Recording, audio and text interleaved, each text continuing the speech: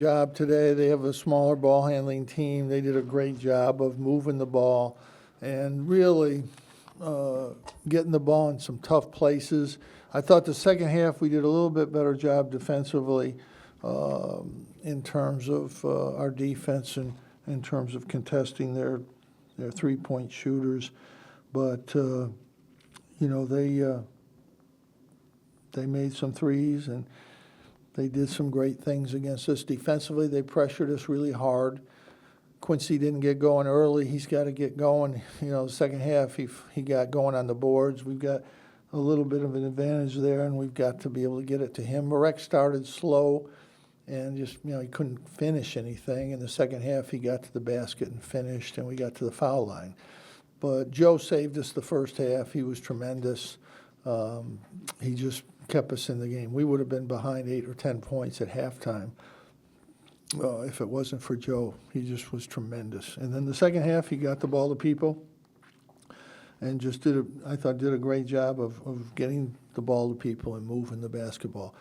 Kadari defensively really struggled. It doesn't show him. He was 3 for 6, but he was a minus 11 when he was in the game because he didn't make his rotations, and they got 2 open threes on his side. And end of game, we gave him an open 3. Little things that we need to do better, but this was a case of Boston College really doing a great job, and we didn't do the things we have to do. I was watching Florida State just before the game, and Wake Forest was beating them the whole game, and ended up, I think they beat them. Florida State won in overtime. But it's college basketball. You're going to get into games, and you got to find a way to get through them somehow. You just got to find a way, and we made our free throws coming down the stretch, and we got the ball to the basket and made some plays there, and we finally got some good defensive stops and got the rebound. So again, we made the plays when we had to, but it's just one of those games you got to figure out how to get to the end and win it, and they did that. Thank you, Coach. Our first question will be from Donna Datota. Yeah, Jim, you called timeout with 12:18 left to go in the game. You had just taken a bunch of jump shots and missed a bunch of jump shots, and then you started driving the ball a little bit at that point or getting it inside. Was that the conversation that happened? Yeah, Quincy, we want to get him isolated, and he can beat that guy in the dribble. They're in foul trouble. Get to the basket, and he settled for a step back. He hasn't made a jump shot in the game. It's not the right play. Then Kadari came down. We wanted to open where he can drive like he did against NC State, and he takes a jump shot. So, that's not going to win the game. You got to win the game, not take a jump shot. That's not the play to make in that situation. You have to go to the basket. We got Marek the ball. He got to the basket, got fouled, got to the basket again. Quincy got to the basket, and that was the difference. You've got to do what you have to do to win the game. And, Kadari's got a lot to learn about the game. Defensively, it was really bad. The forward will get blamed for the jump shots that he gave up because that's how they do the analytics. That's why the analytics are totally useless. You have to know whose rotation it is, and nobody doing the analytics knows that. And, he's got to make those rotations. We just leave guys wide open to shoot jump shots. They're going to make them. And, we just got to do better. I thought Allen had a good start. Then he tried to go when he didn't have it. He's still trying to learn when he's going and doesn't have it, what do I do? And he needs to make better decisions when he makes the move and doesn't have something. And, it's a learning process. It's going to take some time, but, he's learning. He's trying to learn what we're doing. Our next question is from Josh St. Croix. Hi, Coach. You mentioned the free throws. I think you guys made 12 in a row at the line to close the game. Season-wise, I know you're on a record pace. Just what do you think has made this team so effective at the free throw line this year?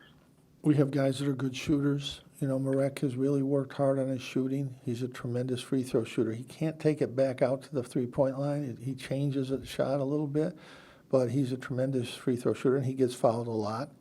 Obviously, we know that Buddy and Joe and Allen are really good shooters.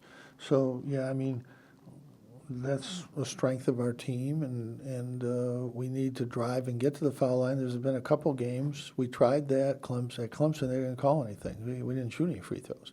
So that's what we're trying to do because we have good free throw shooters. We want to get to the basket and try to get some of those. Next question from Mario Sacco.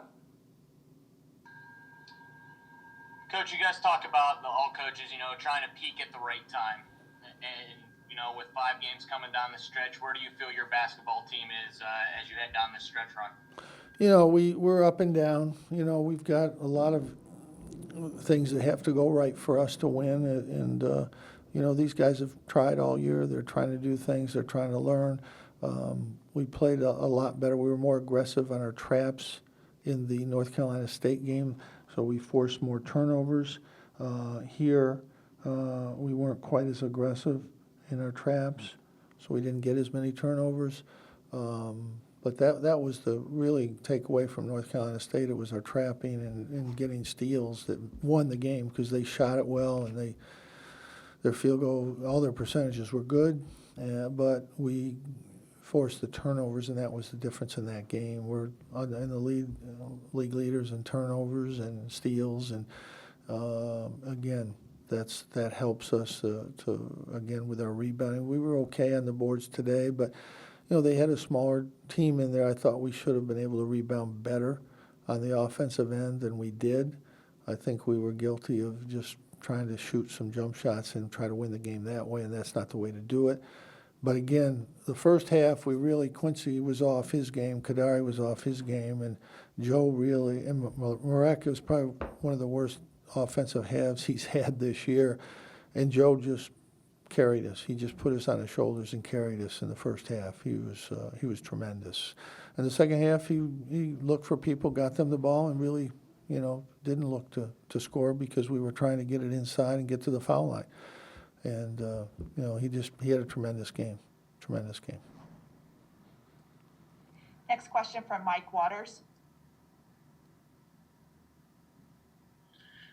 Jim, you've got 2 weeks now left in the regular season and 5 games. How do you think your team is, or where do you think your team is right now as you look at the home stretch here? We played pretty similar. We came off a really good game at NC State, but we've been up and down a little bit. We have to get great movement. We have to get great shots, and we have to knock down some shots to be successful. These guys are doing everything they can to get there, but we have to play a lot better down the stretch than we did today to be able to win. Next question from Danny Emmerman. Hey, Jim. In the first half, when Marek picked up a few early fouls, you went to John Boeheim. I'm wondering what you've seen out of the reserve centers, specifically John Bull and Frank Anselm. I know Frank played a little bit earlier in the season. We haven't seen him in a while. He hasn't played. No, he hasn't been ready. John had a few practices. We've changed the way we're defending the post, so John is a little bit better than the bigger guys at covering corners and doing some things. I thought, he just can't get involved in this altercation down there. Somebody pushed Allen, he got back, then John it was foolish. You got to walk away. We should have had a technical, and it should have been the end of it. And Allen and John engaged in that instead of walking away. That was a mistake, and they have to learn from it. But John gives us a little better presence on the defensive end and covering things, and he's had good practices. Robert's had good practices.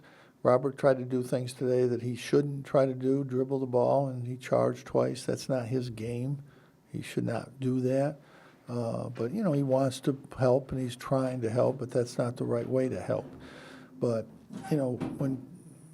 when Kadari goes in, we're giving him the ball and the freedom to go. We want him to go and get to the basket. That's what we need from him, and When he does that, he's really good, and it makes up for the defensive errors. He is great at steals. He's tremendous, but that's 5% of defense. 95% of defense is the coverage, where you're covering, where the three-point shooter is that you're responsible for. And not only did he give them threes that they made, he also gave them 2 or 3 threes, wide open threes that they missed. And good shooting teams aren't going to miss those.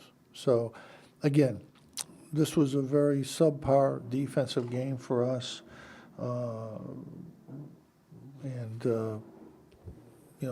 That's just what it is. But Boston College got a lot of pride. We went up there and we played the best we played all year and got way ahead. And they've got a lot of pride. They've got guys that are, going to work really hard. They played really hard. They played smart. They did a lot of really good things against us. And, you have to give them credit for what they did. They were really good. They did a tremendous job. And, this is not easy. This is not an easy game. You're not going to just go out there and win. And I thought we weren't sufficiently engaged in the first half defensively and on the boards. When you're not moving defensively and giving people shots, they're going to make them.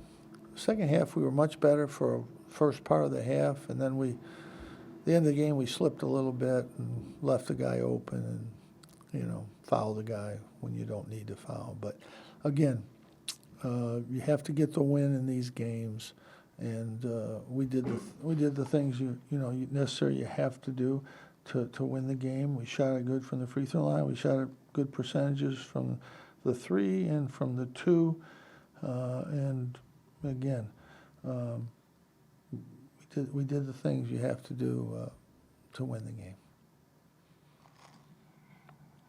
Next question from Henry Suter. Hi, Coach. Yeah. Explain to me the change in philosophy today. Last time you guys faced off, you took 31 threes. This time, just 11. What was the change today, and what was your thinking there? I thought they did a great job defending. We had to drive. They didn't give us any open looks out there. When they played the zone a little bit, they gave us some open looks early, and we made them. But then they went back and pressured, played man, switched everything. They weren't giving us threes. So now you have to drive. The game dictates what you do. I don't dictate what we do. It's the game and how teams play you. And the best way for us to win this game was to get to the basket. And that's what Marek did, and that's what Quincy did in the second half, and that was the difference. But we up at Boston College, they didn't defend us. They just didn't have a good defensive game. They let us have open looks, open threes, and they were a completely different defensive team today. And I thought they played really well against Wake Forest the other day, and now they got a couple more guys back. And even though they're small, they really get into you. So it's hard. They're really pretty good defenders. And the best way to beat them is to get it inside. That's not a strength of our team, unfortunately. So the only way we can get it there is to drive it. And that's what we started to do. We have time for one more question. That'll be from Matt Houseworth.